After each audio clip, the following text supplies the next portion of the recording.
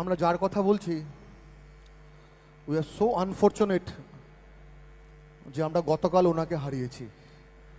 উনি নিজে বাঙালি ছিলেন না, কিন্তু উনার বাঙালির প্রত্যেক বাড়িতে বাড়িতে এখন ওনার বাংলা গান বাজে। যিনি বাংলা ইন্ডাস্ট্রির একটা নতুন ভয়েস হয়ে এসেছিলেন, লোক প্রত্যেক কম্পোজারের স্বপ্ন ছিল ওনাকে নিয়ে কাজ করা। তোমরা বুঝতে পারছো কার কথা বলছি?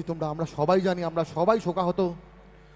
আমি সবাইকে অনুরোধ করব, আমাদের সবার প্রিয় শিল্পী শ্রদ্ধেয় জুবিন গার্গ, ওনাকে স্মরণ করে আমরা 30 সেকেন্ডস নীরবতা পালন করব। সবাই যদি একটু কষ্ট করে উঠে দাঁড়ান, 30 সেকেন্ড আমরা নীরবতা পালন করব। Thank you so much everyone. Thank you so much everyone. 30 seconds আমরা একটু, অনেক জার্নি অসম্পূর্ণ, তাই এবার সেরকম একজন মানুষকে স্মরণ করার পালা। আমরা যার কথা বলছি উই আর সো আনফর্চুনেট যে আমরা গতকাল